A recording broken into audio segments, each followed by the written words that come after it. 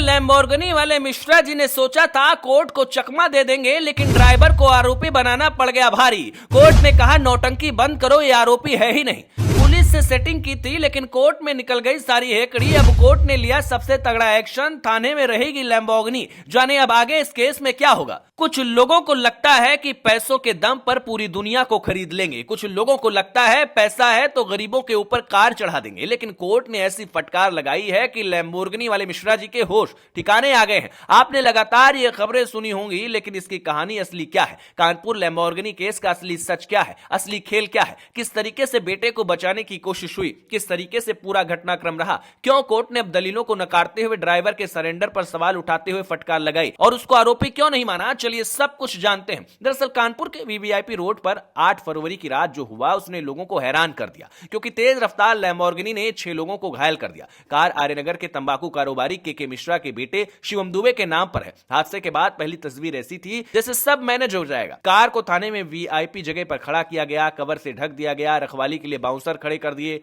शुरुआत में एफआईआर भी दर्ज नहीं हुई, लेकिन सोशल मीडिया पर मामला वायरल हुआ तो रात 8:30 बजे कार नंबर के आधार पर अज्ञात के खिलाफ केस दर्ज करना पड़ा। इसके बाद कहानी ने नया मोड़ लिया। जांच में सामने आया कि गाड़ी शिवम मिश्रा ही चला रहा था। कमिश्नर रघुवीर लाल ने खुलकर कहा कि ड्राइविंग सीट पर वही था, इसीलिए नाम जोड़ा गया है। लेकिन अगले ही दिन कारोबारी पिता थाने पहुंचे और दावा किया कि बेटा नहीं, ड्राइवर मोहन गाड़ी चला रहा था। कहा गया कि हादसे के समय शिवम को दिल का दौरा पड़ा था और कार लॉक हो गई थी। फिर 11 फरवरी को कथित ड्राइवर मोहन कोर्ट पहुंचा और सरेंडर कर दिया। उसने कहा कि वही गाड़ी चला रहा था और घबराहट में भाग गया था। यहीं से कोर्ट में असली कहानी शुरू। कोर्ट ने मोहन की अर्जी खारिज कर दी और साफ कहा कि पुलिस रिपोर्ट में आरोपी शिवम है, मोहन का नाम नहीं है।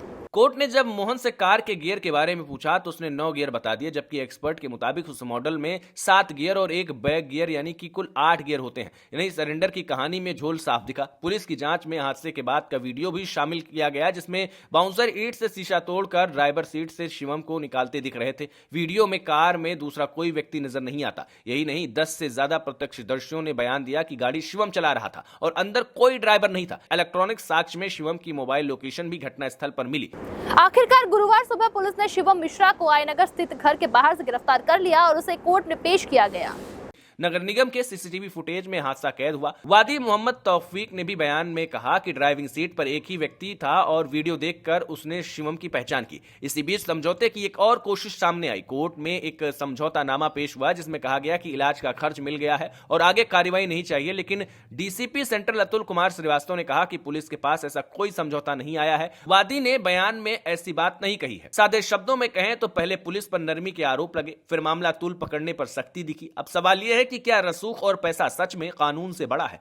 इस एक केस ने साफ कर दिया कि वीडियो गवाह, मोबाइल लोकेशन और प्रत्यक्षदर्शियों के बयान के सामने बनाई गई कहानी ज्यादा देर नहीं टिक पाती है। अब आगे कानूनी प्रक्रिया चलेगी और कोर्ट तय करेगी कि सजा क्या होगी, लेकिन इतना तय है कि इस केस ने एक संदेश दे दिया है कि अगर आप वीवीआईपी हैं और आंख बंद करके गाड़ी चलाएंगे, किसी को भी ऊपर चढ़ाएंगे, तो आपको भी सजा मिलेगी। कानपुर से ऋषभ की रिपोर्ट।